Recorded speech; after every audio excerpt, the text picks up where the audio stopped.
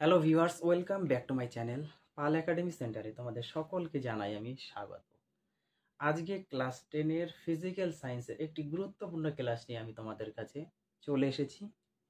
আজকের এই টিউটোরিয়ালে যে সমস্ত টপিকস বা বিষয় নিয়ে আমি আলোচনা করব, তোমাদের মাধ্যমিক পরীক্ষাতে এখান থেকে কোশ্চেন থাকবেই থাকবে। আমি 100% গ্যারান্টি সমেত তোমাদের আজকে আমি লিখে দিতে পারি। আজকে আমরা বেশি কথা বলবো না, আমরা সরাসরি চলে আসবো আজকের এই ক্লাসে।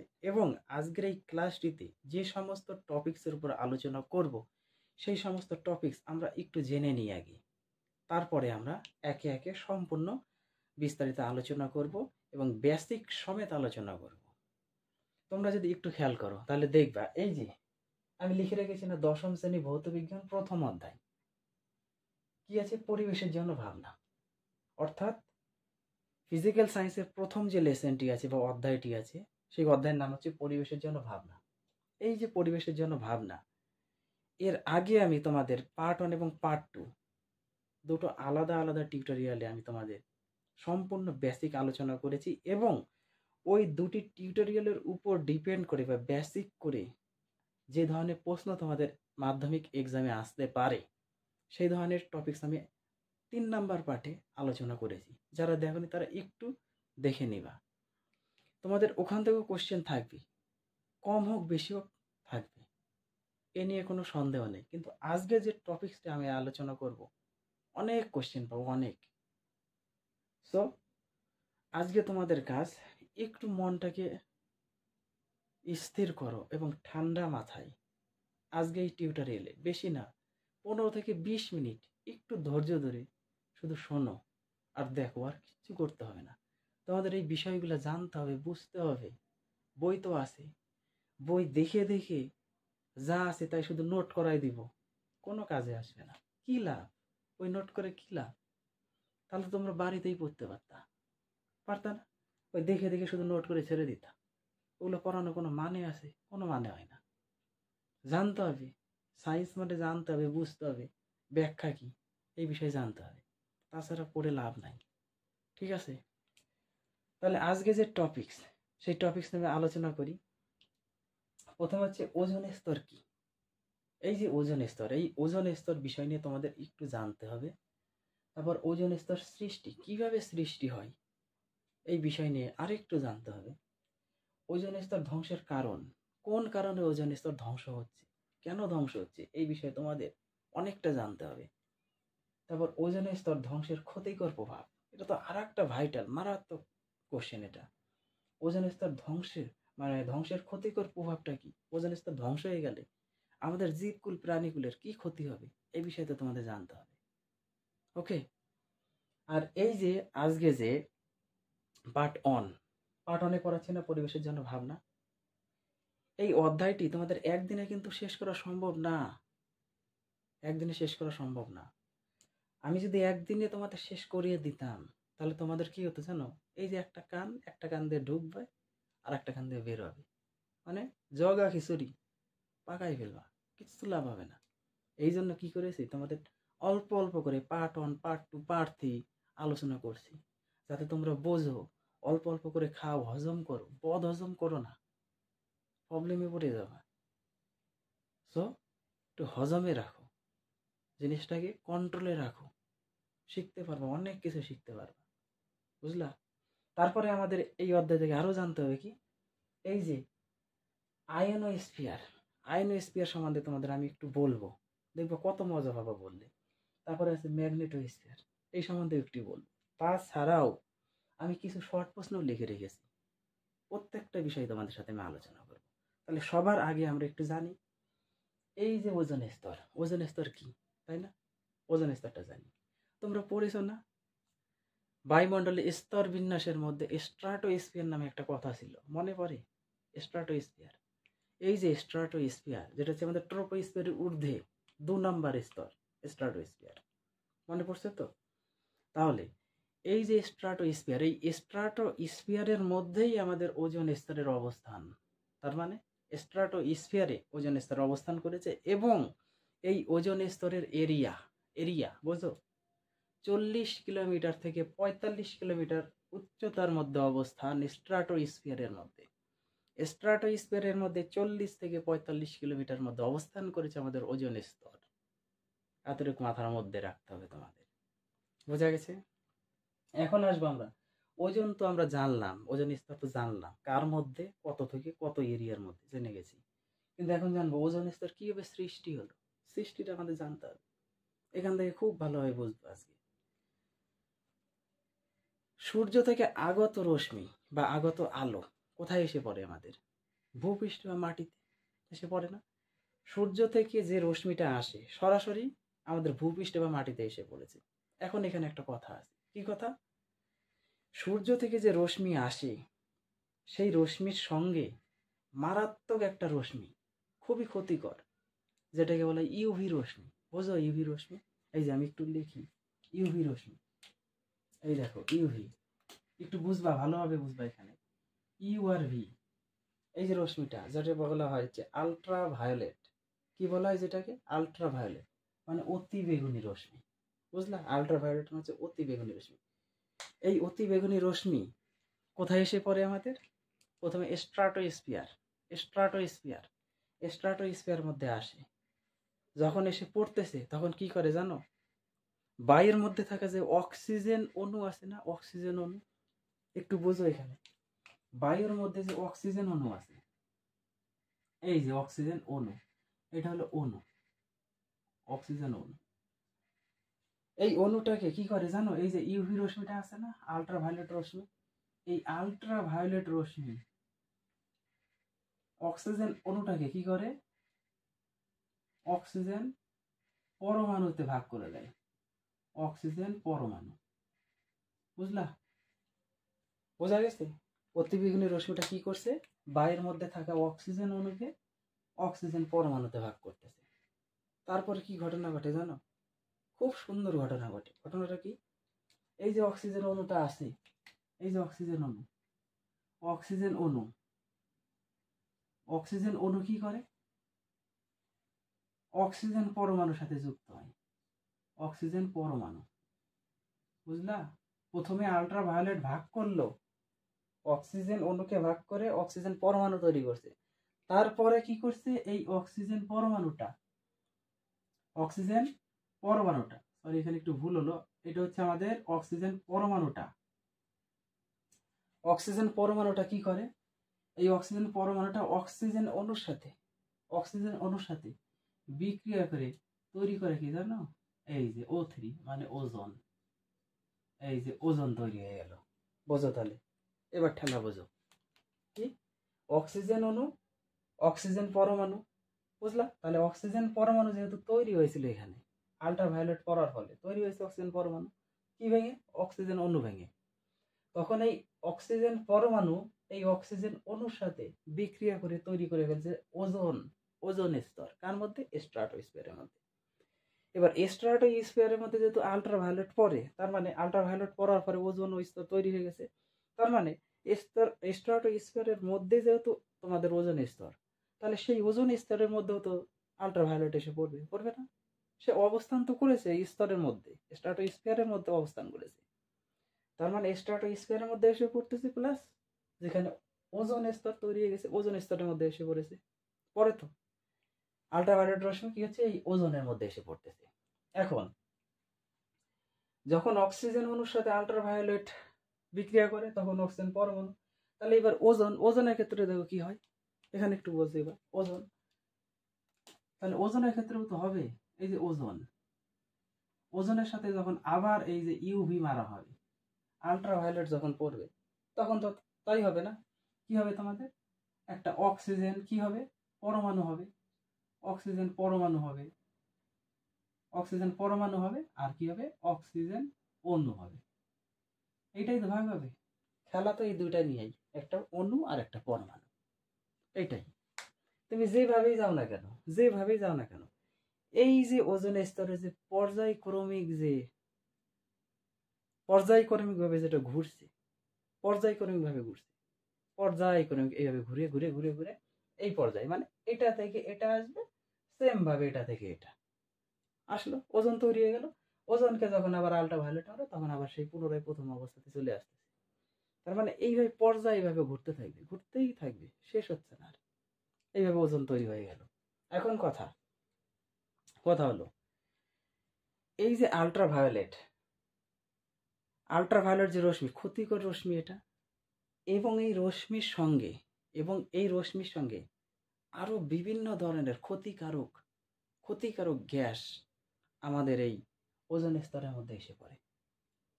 মারাত্মক ক্ষতিকারক গ্যাসগুলো আছে আমাদের ওজোন স্তরের মধ্যে এসে পড়ে, এবং ওজোন স্তর তার যতটা সহন শক্তি ও সহ্য করে নেয়, যেটা পারে না সেটা ছেড়ে দিচ্ছে। তার মানে কি, ওজোন স্তরকে ভেদ করছে। ওই যে মারাত্মক বা বিষাক্ত যে গ্যাসগুলা আল্ট্রাভায়োলেটের সাথে আসছে, ওজোন স্তরকে ভেদ করে আমাদের বায়ুমণ্ডলে অর্থাৎ আমাদের ভূপৃষ্ঠে এসে পড়তেছে। যখনই ভূপৃষ্ঠে এসে পড়ে তখন জীবজগতের বহুত ক্ষতি হয়। আমি আলোচনা করব, আগে আমরা একটু বুঝে নিই। কি বুঝবো? এই যে ওজোন স্তর ধ্বংসের কারণ, আমরা ওজোন স্তর কি জানলাম, ওজোন কিভাবে সৃষ্টি হয় জানলাম, এখন আসবে ওজোন স্তর ধ্বংসের কারণ। ধ্বংস কেন হচ্ছে, কোন কারণে ধ্বংস হচ্ছে? আল্ট্রাভায়োলেটের সাথে যখন মারাত্মক ক্ষতিকর গ্যাসগুলি আসতেছে, এত পরিমাণে আসতেছে, ওজন কতক্ষণ থাকবে, কতক্ষণ কন্ট্রোলে রাখবে, ওরও তো একটা মানে ক্ষমতা থাকা দরকার, ধৈর্য থাকা দরকার। ধৈর্য থেকে করবে কি? একজনের উপর যদি এত বোঝা চাপানো হয়, ও কি ঠিক থাকতে পারে?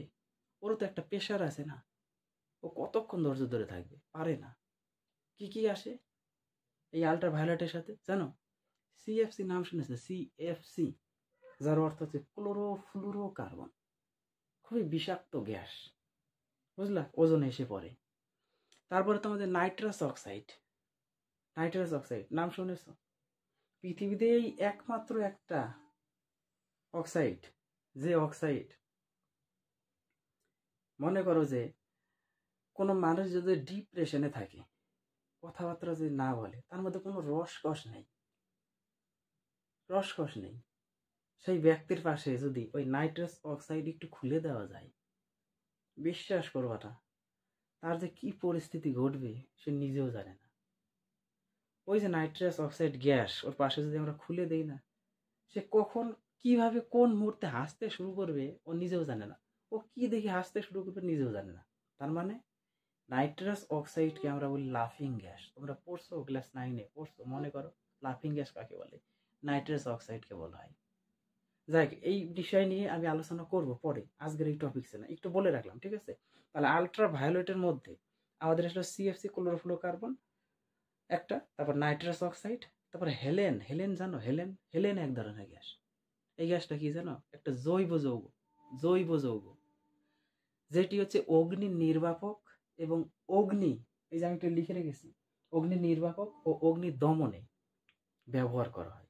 দেখো, এই যে হেলেন গ্যাস, এটি একটি রাসায়নিক যৌগ, জৈব যৌগ, একটি রাসায়নিক যৌগ, যা অগ্নি নির্বাপক ও অগ্নি দমন ব্যবস্থায় নির্বাপক এজেন্ট হিসেবে ব্যবহৃত হয়। তোমাদের এতটুকু জানতে হবে। তোমাদের বই আছে হেলেন, শুধু হেলেন লেখা আছে, এবার হেলেনটা কি জানতে হবে না? হেলেনটা হচ্ছে সেই ধরনের একটি রাসায়নিক যৌগ যেটা অগ্নি নির্বাপক এবং অগ্নি দমন ব্যবস্থা নির্বাপক এজেন্ট হিসেবে কাজ করাচ্ছে। বোঝা গেছে?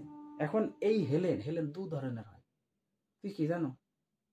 একটা হচ্ছে তোমার 1211 একটা হেলেন, আর একটা 1301। এই যে 1201, দেখো কতগুলো জিনিস নিয়ে তৈরি, CF2Cl Br, বোঝা গেছে? আর একটা 1301, এর সাথে সি আছে, Br আছে, আর F3 আছে। এই দুইটা যৌগ একটু মনে রাখবা যে হেলেন কোন কোন জিনিস নিয়ে তৈরি। দু ভাগে ভাগ করা হয়েছে। তারপরে তোমার এই CCl4 আল্ট্রাভায়োলেটের মধ্যে আসে। CCl4 মানে কি? Carbon tetrachloride. তারপরে আরো আছে, কি আছে? ট্রাইক্লোরোইথেন। এই যে ট্রাইক্লোরোইথেন 1,1,1, তিনটে 1, তাই তো? এই ট্রাইক্লোরোইথেনকে বলা হয়েছে ট্রাইক্লোরোইথেন 1,1। এগুলো আসবো, আমি ধীরে ধীরে আসবো। কখন বলো তো? জৈব যৌগে। তোমাদের ইউপ্যাক নামকরণে আছে ক্লাস 10-এ, তোমরা দেখবা জৈব যৌগ ইউপ্যাক নামকরণ। এই যে ট্রাইক্লোরোইথেন কেন 1,1,1 ট্রাইক্লোরোইথেন বলা হয়, সব ব্যাখ্যা আছে, তোমাদের দিব, একটু ধৈর্য ধরো খালি। আমি আসি তো, কোনো চাপ নাই, সব বুঝাবো তোমাদের একে একে ধীরে ধীরে। তাহলে এটাও হচ্ছে কি একটা জৈব যৌগ। এটি মিথাইল ক্লোরোফর্ম, এই যে মিথাইল ক্লোরোফর্ম ও ক্লোরোথিন নামে পরিচিত। মনে রাখতে হবে তোমাদের। এই যে ট্রাইক্লোরোইথেন, এই ট্রাইক্লোরোইথেনটা হচ্ছে তোমাদের একটি মিথাইল ক্লোরোফর্ম এবং ক্লোরোথিন নামে পরিচিত, যার রাসায়নিক সংগঠন বা রাসায়নিক সংকেত CH3CCl3। এই যে CH3CCl3 একটু মনে রাখবা। এই যে এইসব যে যৌগগুলো, এইসব যে গ্যাস, প্রত্যেকটা আমাদের আল্ট্রাভায়োলেট রশ্মির সঙ্গে আসে। এসে কোথায় পড়ে? আমাদের ওজোন স্তরে। স্ট্র্যাটোস্ফিয়ার তো পড়ছেই, কিন্তু মেন হচ্ছে আমাদের ওজোন স্তর। স্ট্র্যাটোস্ফিয়ার মেন হচ্ছে ওজোন স্তর। ওজোন স্তরে এসে পড়ে। এসে পড়ার পরে কি হয়? ওজোন স্তর এদেরকে শোষণ করতে থাকে। শোষণ করতে করতে একসময় নিজে উত্তপ্ত হয়ে পড়ে, গরম হয়ে পড়ে। কত করবে, কত করবে, করতে করতে আর ওর ভালো লাগে না। যখন পারে না, তখন কি হয়? ওজোন স্তর ভেদ হয়ে যায়, ফুটা হয়ে যায়, ছিদ্র হয়ে যায়। ছিদ্র হয়ে আমাদের ভূপৃষ্ঠে আসে। বোঝা গেছে তো? এইভাবে হচ্ছে ওজোন স্তর ধ্বংসের দিকে যাচ্ছে। বোঝা গেল ওজোন স্তর কেন ধ্বংসের দিকে যাচ্ছে? এই যে এই মহাপুরুষ, এই ব্যক্তিগুলোর জন্য, এই মহাপুরুষ, এই ব্যক্তিগুলোর জন্য আমাদের ওজোন স্তর ধ্বংসের দিকে যাচ্ছে। বোঝা গেছে তো? এখন আসি, এই যে ওজোন স্তর ধ্বংসের ক্ষতিকর প্রভাব যখন ধ্বংস হয়ে যাবে, তখন কি হবে জানো? বহুত কিছু হবে, বহুত কিছু। ভাবতে পারবে না যে কি, মানে আমাদের পৃথিবী পৃষ্ঠে যে কি ধরনের একটা সমস্যা তৈরি হবে, তোমরা ভাবতে পারবে না। কি কি ক্ষতি হবে? বহুত কিছুর ক্ষতি হবে। এই যে পৃথিবী যে উষ্ণতা, ওজোন স্তর যেহেতু উষ্ণতা, গরম হয়ে যাচ্ছে, ও গরম সহ্য করতেছে, নিজে করতেছে না ওজোন স্তর। এইসব মহাপুরুষেরা, ব্যক্তিরা যখন আসতেছে, শোষণ করতেছে, গরম হয়ে যাচ্ছে। যখন পারছে না, ছেড়ে দিচ্ছে। ছেড়ে দিলে কি হবে? ভূপৃষ্ঠের উষ্ণতা বেড়ে যাবে। ক্ষতিকর প্রভাব বোঝো, ভূপৃষ্ঠের উষ্ণতা বেড়ে যাবে। সুন্দরভাবে উষ্ণতা বাড়বে ভূপৃষ্ঠে, বুঝলা? 1 নম্বর আমরা লিখতে পারি না, ভূপৃষ্ঠের উষ্ণতা বেড়ে যাবে। কি হবে? ওজোন স্তর ধ্বংসের ক্ষতিকর প্রভাব বেড়ে গেল। তারপর আমাদের যে চামড়া আছে, চামড়া, শরীরের যে চামড়া, এই চামড়া ক্যান্সারের তৈরি হতে পারে, ক্যান্সার। তারপরে আরো হবে অনেক কিছু। সান আর বার্ন, কথাটা বোঝো? সান বার্ন, সান বার্ন মানে বোঝো? অনেকের দেখবা স্কিন কি হয়, ফোসকা পড়ে যায় না? ফোসকা, ফোসকা পড়ে যায়। রোদ্রে গেলে ফোসকা পড়ে যায়। বোঝো তো? কিসের জন্য হয়? কিসের জন্য হয়? এই যে এইসব মহাপুরুষ, এইসব ব্যক্তিদের জন্য হয়। বোঝা গেছে? ক্ষতিকর প্রভাব। ওজোন স্তর যদি ধ্বংস হয়ে যায়, তাহলে সানবান তৈরি হবে, ফোসকা পড়ে যাবে। তারপরে কি হবে জানো? চোখে আমাদের ছানি পড়তে থাকবে, ছানি দেখবা কম, এগুলো হবে। আরো আছে। এইসবের প্রভাব তো বাড়বেই, স্বাভাবিক, এটা বেড়ে গেল। তারপরে হচ্ছে প্রাণীদের। এবার উদ্ভিদেরও ক্ষতি তো হবেই। আমি তো বলেছি প্রথমে, জীবকুল প্রাণীকুল, দুই কুলের ক্ষতি হবে, ক্ষতি হতেই থাকবে। এবং জলের মধ্যে থাকা কিছু জীব আছে, জলের মধ্যে কিছু জীব আছে, তারা কি হবে? ধীরে ধীরে কমে যাবে। কোন কোন জীব জানো? একটু নামগুলা বলি। অ্যালগি, অ্যালগি, অ্যালগি এক ধরনের জীব আছে। ব্যাকটেরিয়া আছে। তারপরে আরো আছে আর্কি, আর্কি, অ্যালগি, আর্কি, ব্যাকটেরিয়া। এই সমস্ত জীব ধীরে ধীরে কমে যাবে। এই হচ্ছে আমাদের ওজোন স্তর ধ্বংসের ক্ষতিকর প্রভাব। বোঝা গেছে না? সুন্দরভাবে ব্যাখ্যা দিছি না তোমাদের? এগুলো কি কোনোদিন একটু মন লাগাই পড়ছিলা? পড়ো নাই? তাহলে এখন থেকে একটু পড়ো, বুঝলা? এইবার আসি আমরা একটা শর্ট প্রশ্ন। কি শর্ট প্রশ্ন? এই যে আমি লিখে রেখেছি, ওজোন স্তরের মোট আয়তনের, ওজোন স্তরের যে মোট আয়তন, সেই আয়তনের 4% হ্রাস পেয়েছে। কোশ্চেন আসবে যে ওজোন স্তরের মোট আয়তনের কত পার্সেন্ট হ্রাস পেয়েছে? ওজোন স্তর মোট আয়তনের কত পার্সেন্ট হ্রাস পায়? 4%। একটা শর্ট প্রশ্ন, একটু মনে রাখবা। এইবার আসি আমরা আয়নোস্ফিয়ার। আমি বলছি না প্রথমে যে আয়নোস্ফিয়ার সম্বন্ধে আজকে আমরা একটু জানবো, মজা পাবো আজকে। আয়নোস্ফিয়ার, আয়নোস্ফিয়ার, আয়নোস্ফিয়ার জানো কোন কোন দুটো স্তরের মধ্যে আছে? আমরা পড়েছি না, মেসোস্ফিয়ার আর একটা থার্মোস্ফিয়ার। মেসোস্ফিয়ার, থার্মোস্ফিয়ার, এই দুটো এরিয়ার মধ্যে, এই দুটো এরিয়ার মধ্যে অবস্থান করেছে আমাদের আয়নোস্ফিয়ার। বোঝা গেছে তো? তার মানে মেসোস্ফিয়ার এবং আরেকটা কি বললাম? থার্মোস্ফিয়ার। মেসোস্ফিয়ার এবং থার্মোস্ফিয়ার, এই দুটোর মধ্যে আমাদের অবস্থান করেছে আয়নোস্ফিয়ার। বোঝা গেল? এখন এই আয়নোস্ফিয়ারের মধ্যে কি কি দেখা যায় জানো? কি কি পাওয়া যায়, দেখা যায়? বেতার, শুনছো? বেতার, বেতার তরঙ্গ, বোঝো কথাটা? এই বেতার তরঙ্গকে প্রতিফলিত করে বেতার বার্তা প্রেরণ করা, মানে বেতার বার্তা পাঠানো। কার জানো? এই আয়নোস্ফিয়ারের কাজ। বোঝো না বেতার কি? তোমরা টেলিভিশন দেখো না, টিভি দেখো না, টিভি কিভাবে পিকচার আসে?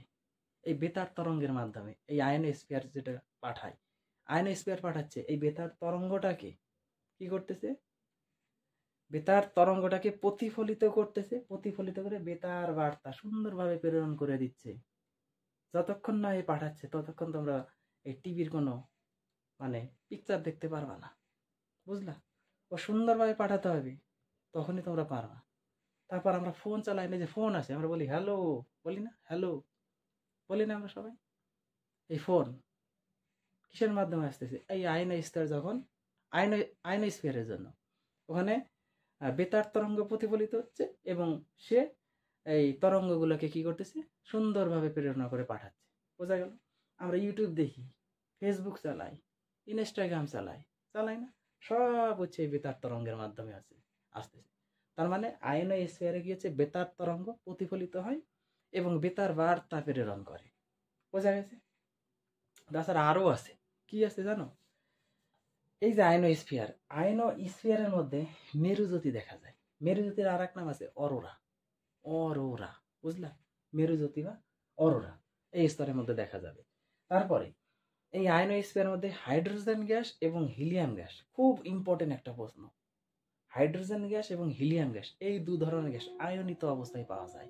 এই যে আমি একটু লিখে রেখেছি। মেরুজ্যোতি বা অরোরা কোন স্তরে দেখা যায়? আমাদের উত্তর হবে আয়নোস্ফিয়ারে। বোঝা গেল? তারপরে হাইড্রোজেন গ্যাস ও হিলিয়াম গ্যাস কোন স্তরে আয়নিত অবস্থায় থাকে? আয়নোস্ফিয়ারে। বোঝা গেছে? আমি আরেকটা কোশ্চেন একটু বলে নিই। এই যে আমরা ওজোন স্তর বলছিলাম না, ওজোন স্তরের না তোমাদের আরেকটা নাম আছে। বলো তো কি নাম? ওজোন স্তরকে বলেছে কেমোস্ফিয়ার বলা হয়। কেমোস্ফিয়ার, এই কোশ্চেনটা একটু মনে রাখবা তোমরা। আমার শুরুতে বলতে আমার একটু মিস্টেক হয়ে গেছে। হ্যাঁ, তোমরা একটু মনে রাখবা। ওজোন স্তরের আরেক নাম হচ্ছে কেমোস্ফিয়ার। খুব সুন্দর একটা প্রশ্ন, কেমোস্ফিয়ার। এইবার আসি আমরা হচ্ছে ম্যাগনেটোস্ফিয়ার। ম্যাগনেটোস্ফিয়ার সম্বন্ধে বেশি কিছু জানার নেই, দুটো শুধু কথা। কি কথা? এই যে এই স্তরে প্রোটন আর ইলেকট্রন, আমরা জানি না একটা পরমাণুর নিউক্লিয়াস, পড়ছো না তোমরা 9-এ? পরমাণুর নিউক্লিয়াসের মধ্যে কি আছে? নিউক্লিয়াস।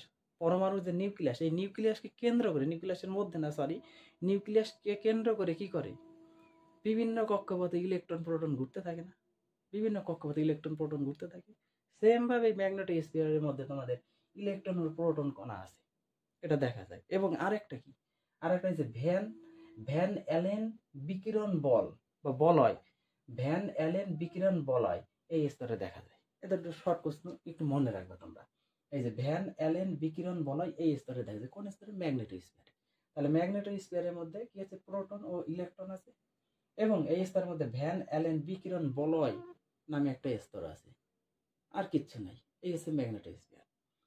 তাছাড়া আরেকটা লাস্ট কোশ্চেন আমাদের জানতে হবে, খুব ইম্পর্টেন্ট, অনেকবার দিছে তোমাদের, টেস্টেও পাবা। এই যে কিউমুলোনিম্বাস মেঘ, আর একটা হচ্ছে পরিচলন বৃষ্টি। কিউমুলোনিম্বাস মেঘ এবং পরিচলন বৃষ্টি বায়ুমণ্ডলের কোন স্তরে সৃষ্টি হয় বা কোন স্তরে দেখা যায়? আমরা কি জানি? ঝড়, মেঘ, বৃষ্টি দেখা যাচ্ছে ট্রোপোস্ফিয়ারে। তাহলে কিউমুলোনিম্বাস মেঘের প্রকারভেদ তোমরা পড়ছো না ভূগোলে? মেঘ 3 ধরনের হয়, পড়ছো না? তার মধ্যে একটা হচ্ছে কিউমুলোনিম্বাস। তাহলে মেঘ থাকা মানে হচ্ছে ট্রোপোস্ফিয়ার। এতটুকু কিন্তু তোমাদের মগজে ঢুকতে হবে যে মেঘ আছে, তার মানে কিউমুলোনিম্বাস মেঘ আর পরিচলন বৃষ্টি, এই দুটো জিনিসই দেখা যায় হচ্ছে আমাদের ট্রোপোস্ফিয়ারে। তাহলে এই হচ্ছে তোমাদের আজকের পরিবেশের জন্য ভাবনা। আমরা কত একটু ভেবে নিলাম পরিবেশের জন্য, তাই না? ভাবার কিন্তু শেষ নাই। তাহলে তোমরা একটু ভাবো। এই হচ্ছে প্রথম অধ্যায়ের আজকের যে টপিকস, খুবই গুরুত্বপূর্ণ টপিকস। তোমরা একটু মনোযোগ দিয়ে সুন্দরভাবে পড়ো এবং মনের মধ্যে গেঁথে নাও। এখান থেকে কোশ্চেন তোমাদের আসবেই। আবার দেখা করবো তোমাদের সাথে আমি পরবর্তী পার্ট নিয়ে। তাহলে আজকের মতো আমি এখানেই শেষ করছি।